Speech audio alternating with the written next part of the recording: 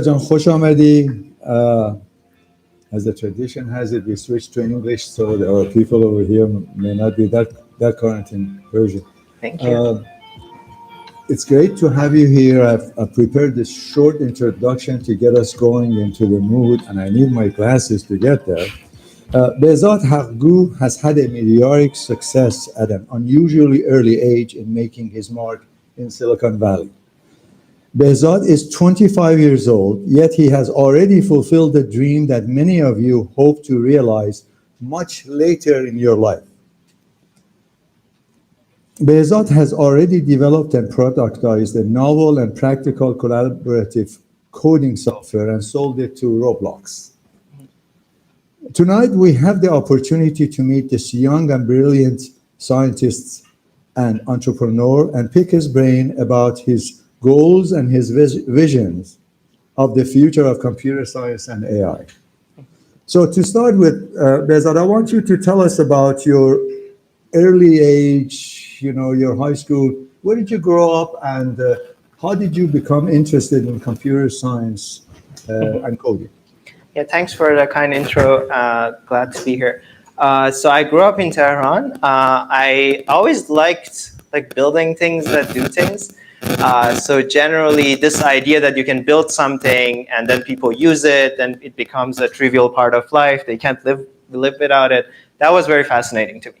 And I was very curious, how can I be a part of that? And I was mostly interested in mechanical stuff. So in high school, for example, I spent a few years building an anardun cone, like a pomegranate decider. But as I grew up, later, it became more and more abstract. Of instead of just thinking about mechanical stuff that you can touch, more digital things, basically anything that solves some problem through technology became interesting. And yeah, so then it became more and more towards coding. How did you become an engineer at an early age? Was it in the influence of someone, your parents? I think maybe to some level. So my dad, my dad's job is basically they make production lines for cars. Uh-huh. So that kind of helped me see what's entrepreneurial lifestyle, or building a product that then leads to something that people use. So for example, I remember seeing so when I was a kid, I had a very small part in designing some cars production line in Iran. So there's this thing that holds the car, moves it through the production line. I helped very insignificantly in that. How old were you then? 10 or so. Oh, wow. And then every time I saw one of those cars, I was wow, I made this happen. That's so fascinating. And that seeing that journey, I think that was very helpful. But then in middle school, I used to keep asking my teachers, how can I have this idea, how can I make a company, and how can I sell it to people? And the first week of middle school, I was oh, I made this vacuum cleaner. How can I get to mass production or something like that? And then those teachers kind of guided me a little bit. And one thing I learned was it's better to focus on problems that I can add some meaningful contribution to, rather than necessarily the world's biggest problems. So instead of learning about Mars rovers, let's work on de-seeding pomegranates or something. That's something that as a young person I can have some impact on. And I think to this day, that's one of my proxies or heuristics for finding what problem to work on. Basically, what's the expected value of me meaningfully changing that versus necessarily whether that's the biggest problem or not. Yeah. You said de-seeding pomegranates. Yeah. What was that about?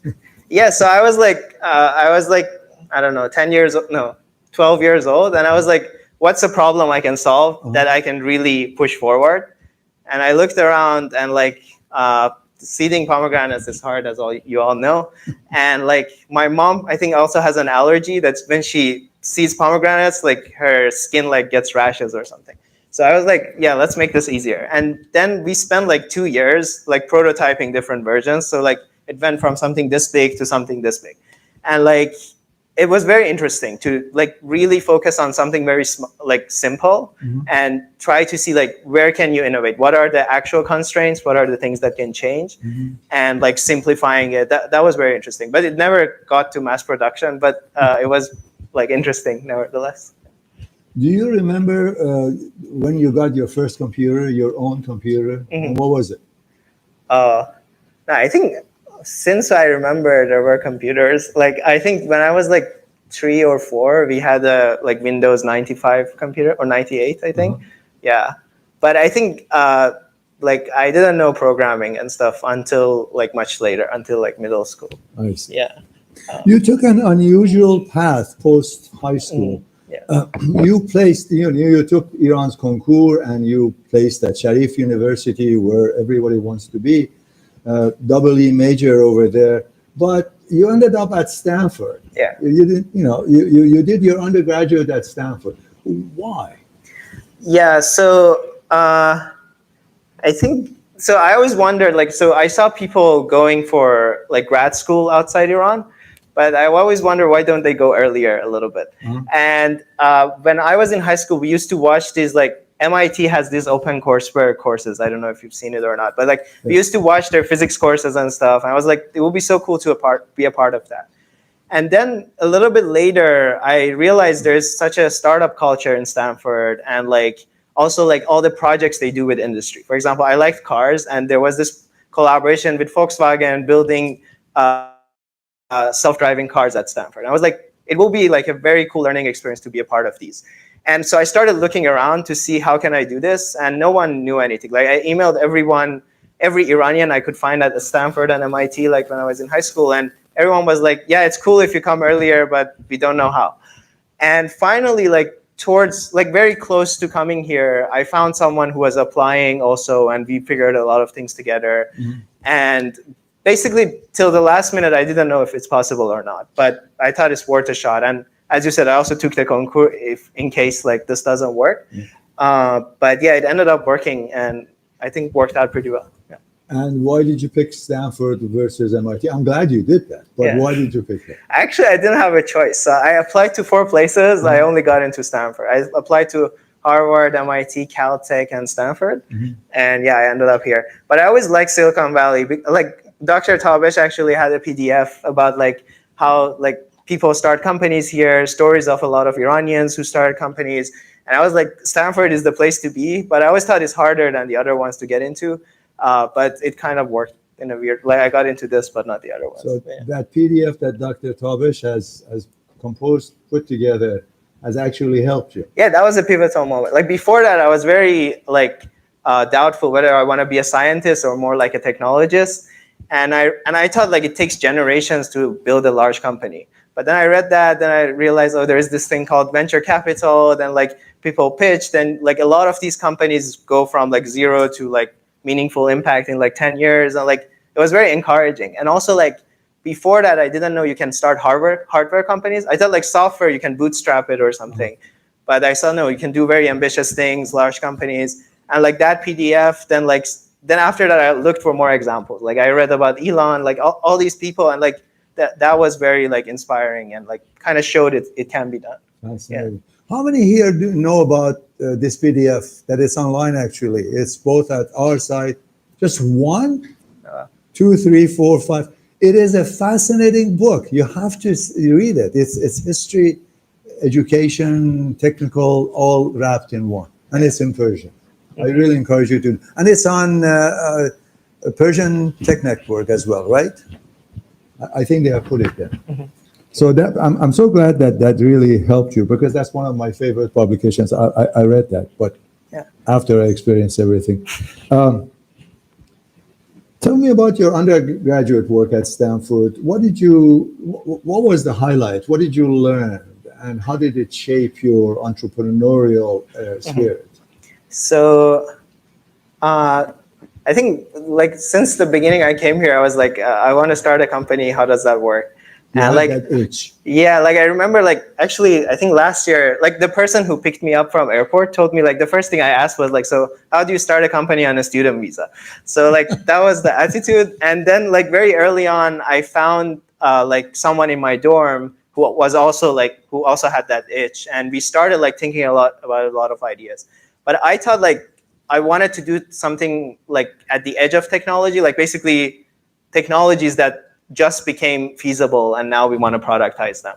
So I looked for a lot of labs that were like doing this type of applied research, and so I started doing research on those. So like, actually before coming here, I was doing some healthcare stuff. Like I tried building a startup in Iran. That didn't work, but that kind of paved the way for doing like AI healthcare research here.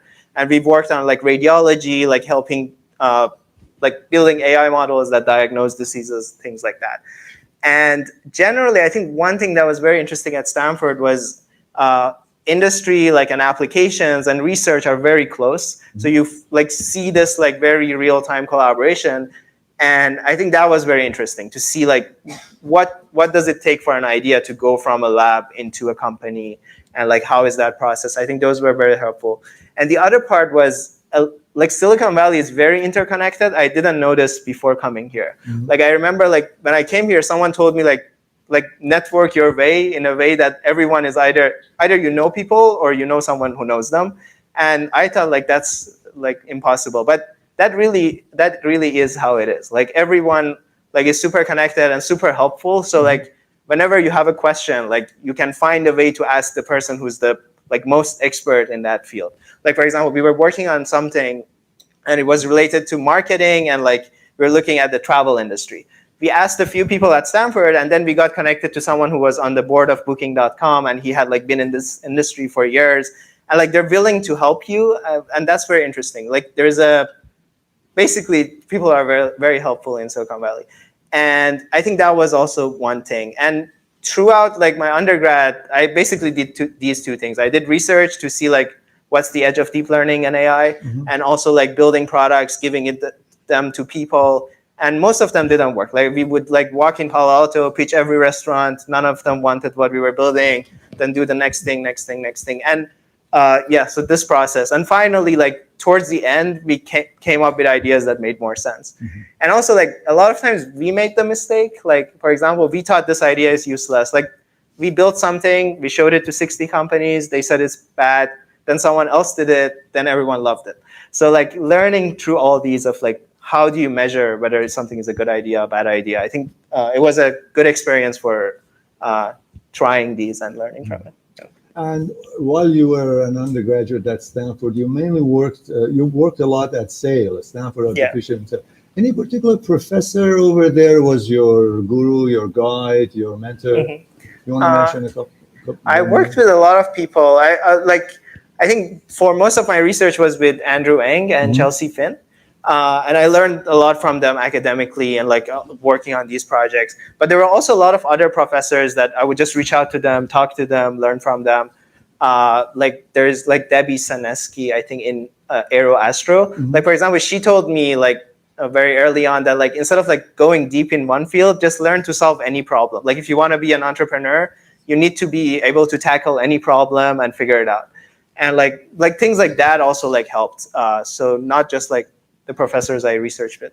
But yeah. Just the general area and the spirit that you capture. So after your undergraduate, you continued to get your MS at Stanford, but pretty soon your focus changed from the courses that you were taking at Stanford to the software collaboration code. And based on that, you were less and less involved with Stanford and more involved with the company that you had. Tell us, how was that switch? How did that switch happen? Yeah, so towards the end of my undergrad, like basically the last month of my undergrad, I started toying with this idea of like having a better collaboration system for coding. Basically, today people use Git, which is this framework for version control and collaboration. And we felt like basically once in a while I would complain to my friend about it, the same friend that I met the first year. And like we would discuss it, and after a while, we realized there's this fundamental problem with Git, which is not real time. Like you can't collaborate and like have information synced instantly. And then like we started building prototypes. It got a little bit serious, and we were like, okay, let's spend a month on this after Stanford. Like instead, like we had a summer that was free, and we were like, instead of like doing an internship or something else, let's just build this summer. And gradually, it became more and more serious. And I think I already had a job lined up. Like I wanted to do my undergrad, then like work a little bit, then go back to masters. And I ended up just saying like, I won't do the job. Let's just start this as a company. And a lot of it was like through our previous experiences, we'd learned like how to de-risk an idea, how to validate it. And we felt like it's worth like spending a year on it. Every time it was like that, like it's worth spending a week, then a month, 3 months, a year. And then we started a company based on it. Yeah. And your code collaboration idea was the gist of the, the company that you built. What problem does it solve in addition to what you already said about just syncing much better? Yeah, so the general like context is like, this was right after COVID, so people are working remotely. They're coding, like most people code like in companies, and they want to collaborate together. And we felt there is a lot of friction in this process. And it's not just a collection of random problems. It's like a fundamental thing that's missing, which is the real-time collaboration. And we felt if you solve this, you can build a much better coding experience. Then when you do that, it's not just about collaboration. You can add like, I don't know, AI for like generating the code. You can do so many things on top of this synced layer.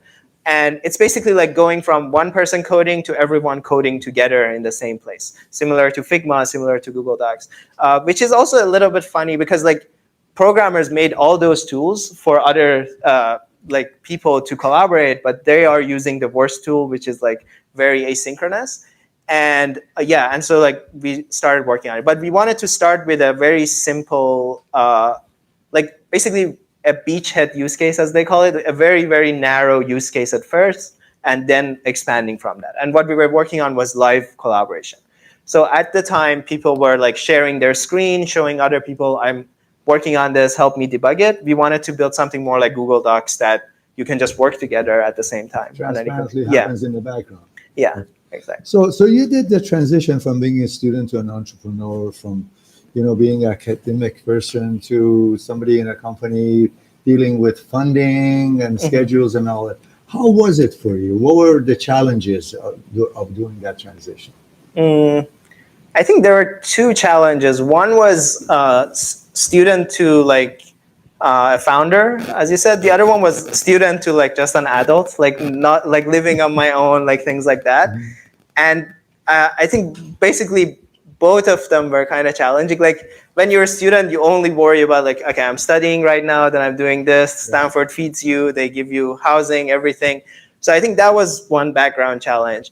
But as a founder, I think generally it was pretty fine. Like I think because of those smaller experiences that we had with those like shorter term projects, I had some idea of what it's gonna look like.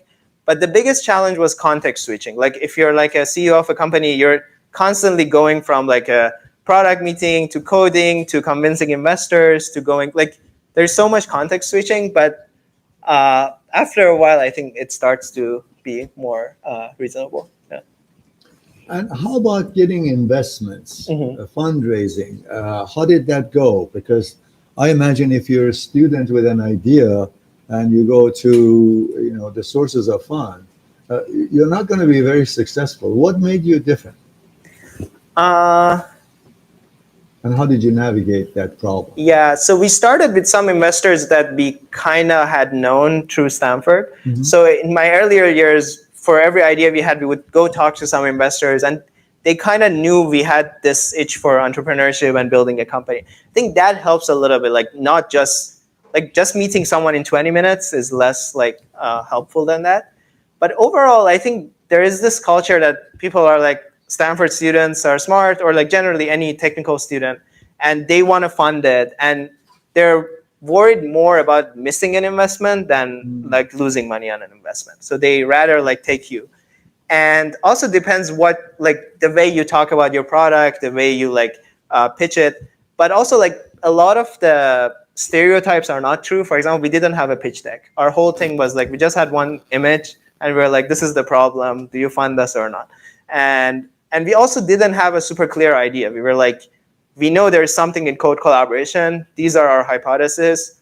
And we think this is the way we want to approach it. And like, basically they really like seeing clear questions and what you're going to do about them. But whether you have the answer or not, I think they know you can figure it out. And also a lot of times companies totally change in the first like year or two. So that matters less. Yeah. Could I paraphrase what you said about raising funds by saying that you built a relationship with the investors over several, a period of time, short time, a year, rather than just going to them and wanting the funding? Yeah. I mean, there were some that we just met and they were also willing to invest. So I think it depends. But overall, I think the earlier you build that relationship is better. And also it's better for the founders as well, because you're partnering with this investor for the next 10 years or so, and you want to know them. Like a pitch meeting is not enough for knowing someone. Yeah. And then when you did the switching between from being a student to becoming an entrepreneur, a manager, a coder, what were the difficulties? I imagine, you alluded to the fact that being a student is a lot harder than doing your entrepreneur, or at least that's what I heard. Right. Do you really mean that switching and becoming a company man at that early age was not a problem? Bigger than just taking tests? I mean, there are challenges. There are also depends what stage of a company. We were a very early stage company, building a product every day. But there were challenges, definitely. I think the biggest challenge is the uncertainty. Other than context switching that I mentioned earlier, a lot of times you don't know what's the next step. I think people think in startups, you're dying from work. I mean, that also happens, but sometimes it's also you don't know what's the next step. You don't know how to validate your idea. And dealing with that is also can also be hard. But overall, I think it was pretty good.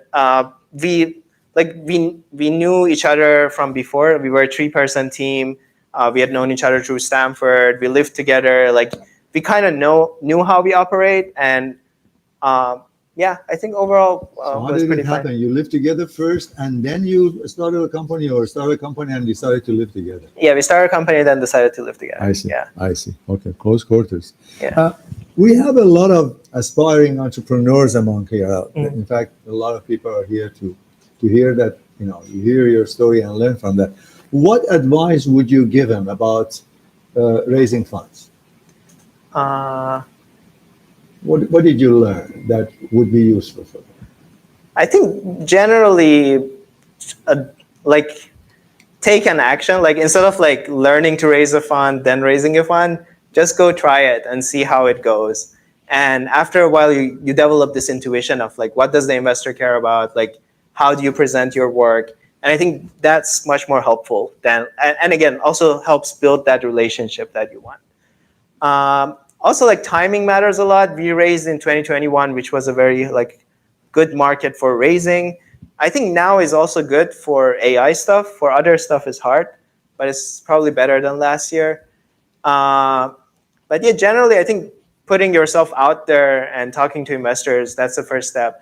And the other part is funding is not gonna do anything magical. It's not a validation of your idea. The investors are usually as clueless as you about whether this is a good idea or not. I mean, they've seen lots of companies, but no one can predict the future. And so just treat it as do we need money or not? And if we need money, let's raise it and run the company. But it's not a major milestone. But one thing is it takes a lot of time. So it can be a distraction, and timing it well is another thing that we learn. Now, you're working at Roblox. That's the company that bought your product. Yeah. You developed that product with your friends over a course of less than a year. Yeah. Which is very quick. And you had other takers, and Roblox was something you agreed with. Now you are a company man working at Roblox. How has that experience changed your outlook? What have you learned? Yeah, it's a very different experience, I would say. Awesome. And one thing about me is I had done one internship, but I'd never worked as a product manager or as a software engineer in a company. So, and one of the reasons we sold was also that we wanted to experience this a bit. That was one plus. But it's very different. I think as a startup, we would go to the kitchen, we would decide what we were gonna do, we would ship very fast. I remember we added video calls to our product in one day. In a larger company, that's not the speed. But the cool part is the impact is much larger. we are now working on something that 3 million people are using. That's very cool. And also like learning how to communicate with people more effectively. I think that's very interesting. Like our whole team was 3 people, but seeing like how a large organization is managed, how do people coordinate things, that's very interesting. But I think overall, I'm more like on the startup side. I think at some point I'll go back. But now I'm very interested in like getting this product that we were building to the final impact. So like making Roblox collaborative, like bringing it to the 3 million users they have and things like that. Yeah. Any obstacles, any surprises that you discovered after you went through Roblox? Not much. I guess one thing was interesting. I think different companies have different cultures, but Roblox is very vision driven. And I think that's very interesting. I used to think like when companies get large, they probably rely a lot on experimentation and like A/B testing and things like that. And Roblox is more like long-term vision driven. They're like, we want to build this great thing for people to interact in the virtual world, and this is how we're going to do it. And it's kind of like Apple maybe in that sense. And seeing that up close is interesting. Like how do they decide this is the vision? How do they carry it forward? How do they work backwards? Things like that. Did you know this before you joined the company or discovered it? No, we discovered it after joining, yeah. Okay, and there were no surprises? I mean, this was a surprise, I guess, yeah. But it wasn't a bad surprise, yeah. Okay. As a young entrepreneur, computer scientist, what do you see the trends in AI and machine learning and areas that you feel very passionate about, and maybe you target yourself after you get done with Roblox? What are those areas? Yeah, so generally I'm very interested in increasing productivity. Like you can either do that through collaboration or through like AI doing some part of your work. And the recent stuff with large language models, ChatGPT, like Stable Diffusion, those are very interesting in that area. But like apart from the technical stuff, one thing I'm very excited about these days is like people are much more optimistic about technology. Like a few years ago, the overall sentiment because of like Cambridge Analytica, privacy, all these things was so negative. Now it's more like it's like kind of like space age. Like we're doing cool things. We're making AIs that think. So I think that's very positive overall, and also translates to people wanting to try new products, being more receptive to new technology. So that's very exciting. But in particular, I think I'm very excited about large language models. I think it's the first time computers have intuition, and like you can tell them what you want to do instead of you having to figure out how to use a computer to do what you want to do. And that's a new interface, new user interface. So I think there will be a lot of cool things coming out of it, but it's hard to predict exactly what. And I've been building some like side projects, seeing like what the limitations of this technology are, both at Roblox and outside Roblox. And it's very interesting. Like you can have agents that have some level of basic reasoning, but can do it at a very large scale. And that's like very interesting. It's kind of like how computers could do like simple math at a very large scale. Now you can have lots of like more like language operations. But predicting where it goes, I think is hard. But I think knowledge work will change a lot, definitely in the future. And how do you suggest people deal with their fears of the singularity point, the technology taking over, they being out of jobs, etc.? How do you suggest they would deal with it? So for singularity stuff, I think once you look more deeply to the technology, you see like some of these fears don't make sense, some of them make sense. So like I think learning more about the details definitely helps. For example, like we can do a more like technical discussion, but it's very hard for me to see like the current architecture doing very good like planning and scientific thinking. I think you probably need reinforcement learning on top of it, or like some architectural change. So I think looking more deeply can help. But in terms of job changes, I think if singularity comes, then we really need to rethink a lot of things, like what humans are going to do. But before that, I think it will be more like job changes rather than job elimination. And it has been the same like past few hundred years. I think one thing that's happening, for example, I think software engineers now do more higher level work than like just typing everything themselves. And I think the same will happen for lawyers, for accountants, like a lot of different jobs. But it's very similar to how PCs change things. Like you use Excel instead of like manually calculating everything and doing it by hand. So I think I wouldn't worry that much, but probably jobs will become a little bit more intellectual, and like the mundane parts will be removed to some level. Yeah. So for aspiring entrepreneurs and technologists, what do you suggest they should inculcate in themselves as qualities and characteristics and skills that ensure their success in the future?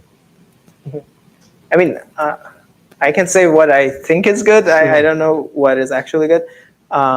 We want your opinion. Yeah. Then I think... What should people learn? What should people focus on? Should they learn about finances? Should they learn about fundraising, or just coding and people skill? Which one of these do you think is going to be helping them to become more successful entrepreneurs? I think at the end of the day, you want to build something that people really want. Like that's the YC advice. And anything other than that, I think is secondary. Like you can learn accounting later, you can learn how to raise a fund later. But if you have a product that people really want to use, that's what really matters. And getting there like is hard. Like there's no like obvious way of getting there, but I think whatever makes you get there faster. I think like one proxy might be like if someone is an expert in a field, like a doctor, or like someone who's like a lawyer or something, like someone who really knows a field can definitely see what are the issues that can be solved and like start from there. But generally you need to like find some insight that other people don't have and haven't solved it yet, and like try to solve that. And for us, for example, we were solving our own problem. We were like, code collaboration is hard, let's make it easier. It's not always like that. Sometimes you solve something in a different industry, but like generally you need a way of like seeing something before it's solved by other people. And there is this like quote that like future is here, but it's not like uniformly distributed. So I think trying to be on the edge of like what's coming, I think that's very helpful. For example, when I was in Andrew Ng's lab in Stanford, like we would see like, that was one of the first times like AI was coming to medical diagnosis. And we were constantly talking to doctors in different hospitals and seeing like, how do they react to it? What are their issues? And a lot of the discussions I heard there, like 4 years later, I would hear in like more like common settings. So I think it's important to try to be where the action is happening, like before it's like too late, basically. So I think that would help. And I think anyone who is expert in a certain field, I think that would be one source of that. And the other one would be like trying to find like where is like research happening, where is like a new trend happening, and trying to be like there. Yeah, so I think these are the things. And the other one is like finding a team can be hard. And like most startups like fail because of like bad like co-founder issues. But again, I think like I think Mark Andreessen has this quote that like if you have a good market and a bad, like market always wins. If you have a good market, bad team, it wins. Good market, bad product, it wins. So if you find a problem that the market really cares about and you're solving it, I think the rest can be like figured out on the way. You mentioned action and expertise and problems. Where do you find them? Do you think they're always in the industry, or academia has something to do with it? Do you see yourself ever to go back to the academia and be part of the research? I think academia definitely has a part. There are companies that like Stanford famously really encourages like researchers to start companies. I think one issue with academia though is when you're doing research, you're not optimizing for what people want. You're trying to find new like discoveries, push the limits of research, and sometimes that becomes very useful as a product and you ship it. But I think going the other way of like, I want to start a company, so let's do research to find an idea, that's kind of inefficient. But overall, it's very exciting. And definitely, I think usually a lot of good products come out of like fairly cutting edge research, but it should be mature enough that it's reliable. So for example, you can't have like right when like people are building ARPANET, you can't have Amazon. Like you need like this to be like distributed, some people using it, some level of maturity. But then there are other ones that are more like cutting, like Google was more like, we found this new algorithm, let's make a company out of it. So I think it's very hard to know. But for me, it's like, I'm most passionate about the creation process and like building a product that people use. And I think that's more interesting to me than academia. But I very closely like follow academia, like what's the latest in deep learning research or things like that. Yeah. What are your long-term goals within the academy or within the companies you want to build? Do you have any areas that you would like to direct your future ventures towards? What is your next move? Yeah, I think I'm very passionate about like any sort of like helping people do stuff easier. And for example, like I think a lot of like work is mundane or a lot of work is repetitive, and people are not necessarily excited by doing it. Like imagine like assembling a car on an assembly line. It's not that exciting. And I think very long term, we would have a society that people would do more like jobs that are fulfilling to them rather than like having to do a job just like to make money or just to like make the society work. And I think doing anything towards that transition, as you said, like kind of like singularity, I think that's very exciting. I'm also very curious like where AI is going. Like, I mean, I don't think it's that close, like 2 years close, but definitely in like some finite future, we're gonna have like AIs that can think like us. And what would society look like then? How can we get there? And how can we like navigate it after that? I think those are very interesting.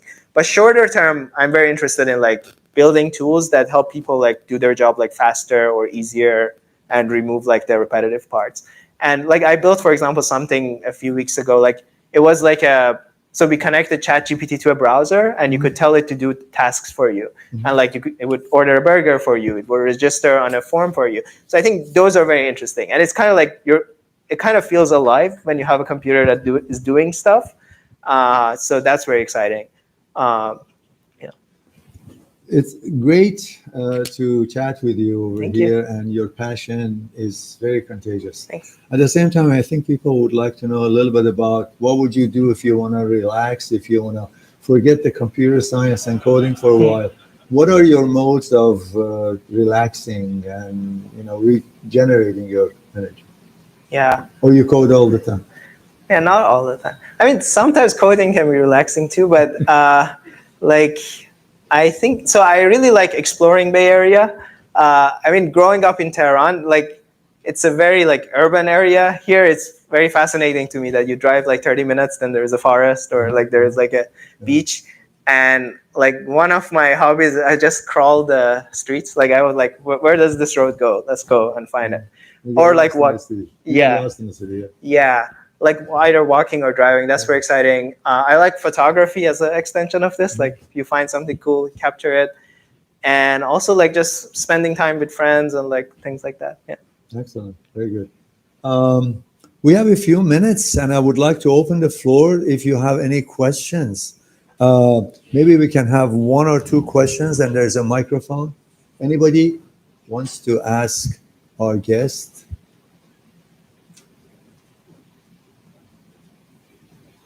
Okay, we have a taker over here, Mohammed. Please introduce yourself and tell us where you work, so we know how to sue you. Is the mic on? I think so. We have a few seconds. The light is on, but Why don't you say it louder? okay, sure. Say it loud. I'll try. So thank you, Saeedjan, and thank you, Behzad. Okay. So my name is Mohammed. I'm a product manager, and as a fellow product manager, I'm sure you agree that the question of strategy is an important question for product managers. Where do you work? I work at France, and we work on a conversational AI tool for sales teams. What I'm curious about is to know about this question of strategy at those early stages of your company.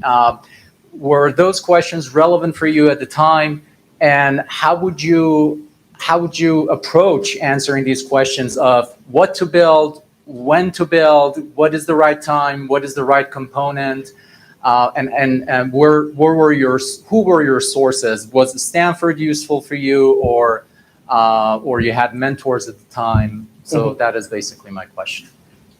Yeah, so in terms of strategy, one general rule we had was like, if you don't have to make a decision, you shouldn't make a decision. So like, as long as the strategy is not limiting us? For example, let's say like there's this path and that path, and like, do they affect what I'm doing today or not? If they are, then we have to make a decision. If not, we would like push it back until like we have to make a decision. And that way, like you would also keep the doors open. And at Roblox, I kind of see that as well. Like you don't have to pick a horse in the, like as long as you don't have to pick a horse, don't pick a horse in the race.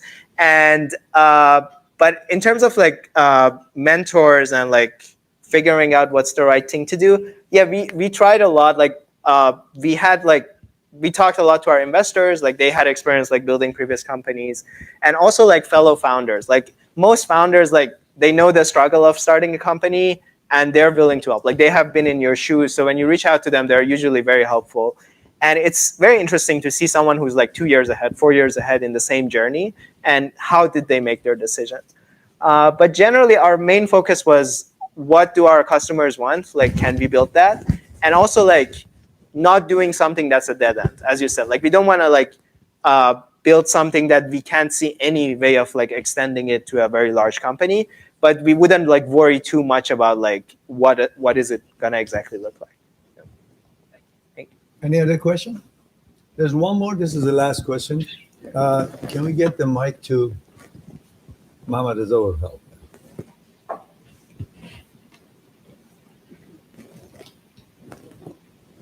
Back there.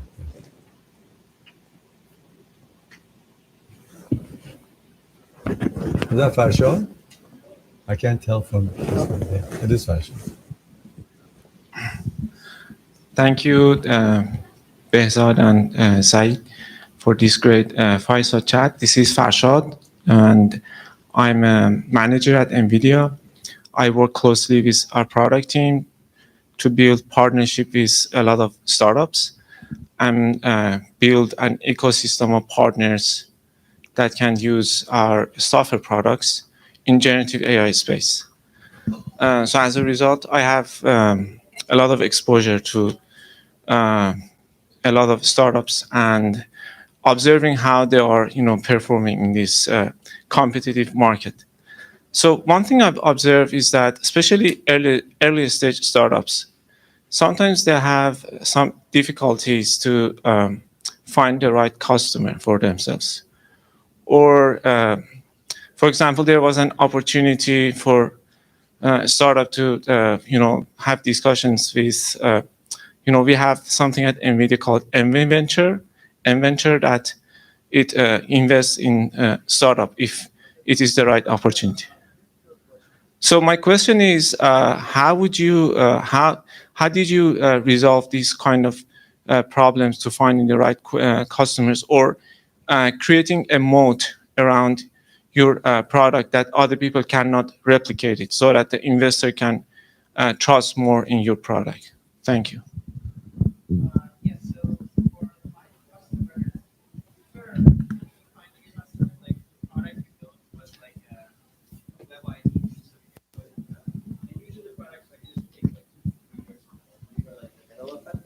So we had beta users and early customers and things like that, but we didn't have a like paid contract, and like we didn't reach the sales like period. But I think generally the approaches I've seen is like sometimes like you cold outreach to customers, or like your investors connect you, like basically any way you can find to the company that you think is the right customer. But in terms of moats, I think there are these classic moats that you can build. Like one is network effect, the other one is like locking in. Like basically, I think there's this book, it's called 7 Powers. Have you heard of it? It's about like the different ways you can build a moat. And they define moat as something like, if you have this over time, like you will be more and more differentiated, and it will be harder for someone to start and compete with you. And I think a lot of those apply to generative AI as well. Happy to discuss it like after this. Yeah. Thank you very much. Thank you. It was great chatting with you, Behzad Jan. On behalf of the Iranian community, Plug and Play, and myself, I would like to thank you for coming over here and answering these questions. Thank you very much. Yeah, it's great talking to you.